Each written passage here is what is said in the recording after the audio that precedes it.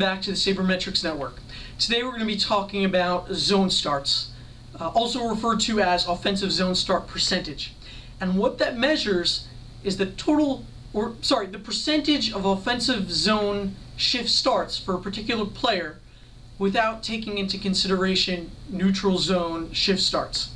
Now the specific formula for that is the total number of offensive zone shift starts divided by the total number of defensive zone shift starts plus the total number of offensive zone shift starts.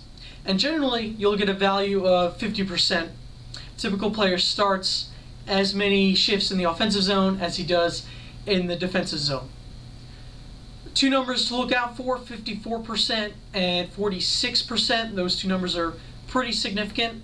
If a player has a zone start percentage over 54%, he's usually known in hockey as a player who is going to start in the offensive zone more often than not because of possibility of a few reasons. One being that he's very gifted on offense, so obviously the coach is going to give him all the opportunities in the world to shoot the puck on the net and try to score a goal.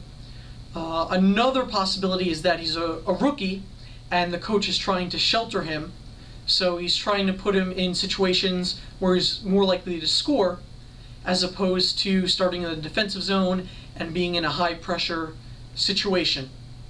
Now what happens if you start more often than not in the offensive zone is that you'll have more shots on goal and you'll have more opportunities to score.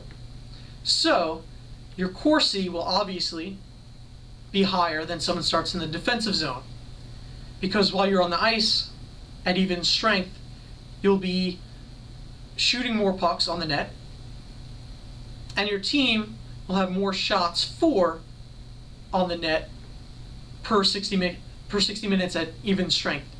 Now on the other side, if your zone start percentage is below 46%, it means you're starting more often than not in the defensive zone, and you're going to be seeing more shots against than someone who starts in the offensive zone. So your Corsi is going to be lower. And generally, the coach will put in shutdown defensemen or very defensive-oriented players to block shots. And that's why they'll start shifts in the defensive zone. Also, and this might not be fair, but coaches often stick veterans in the defensive zone because of the pressure of the situation. And they trust their veterans more than their rookies. So also, one thing I want to add with the players with the high zone start percentage is that they're also beginning their shifts on the offensive zone to lower the team's shots against. Because if an offensively gifted player is already in the offensive zone to begin a shift, then the puck is less likely to get back to the defensive zone. So that's another reason. Now obviously, if a player is starting more often than not in the offensive zone, his numbers are going to be a little exaggerated, or he's going to get a boost from starting his shifts and beginning face-offs in the offensive zone as opposed to someone who's in the defensive zone. Believe it or not, it's not a huge boost. It's a very minor one. There's been debate whether someone who starts in the offensive zone more often than not would get 7 points extra throughout the season. Some people thought maybe 1 point, or such a marginal effect that you couldn't measure it. But most people now believe that for every 100 face-offs, you start in the offensive zone. So every 100 shifts beginning in the offensive zone over what the typical person would receive would lead to 3 points on that person's statistics. So it's a small boost but not really significant.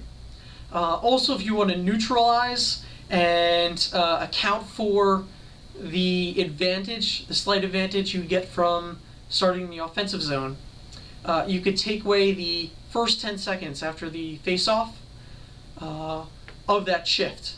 And once you eliminate those 10 seconds, the numbers are pretty much the same no matter where you start, the offensive zone, neutral zone, or defensive zone. And one thing I wanted to add was when you're starting a shift, or when they're measuring when you're beginning a shift in the offensive zone or defensive zone, it's by face-offs. So if you're going in to take a face-off, or you're on the ice and someone else is taking a face-off for your team in the offensive zone, that would count towards starting a shift in the offensive zone, and that would obviously boost your offensive zone percentage. And then finally, last week I said PDO was invented by Brian King, and his nickname is PDO. But even though he came up with the concept for it, he didn't actually come up with the formula. That was Vic Ferrari. So I want to give Vic the credit for coming up with PDO. So that's it for this week. I hope you'd enjoyed this, and I will see you again next week.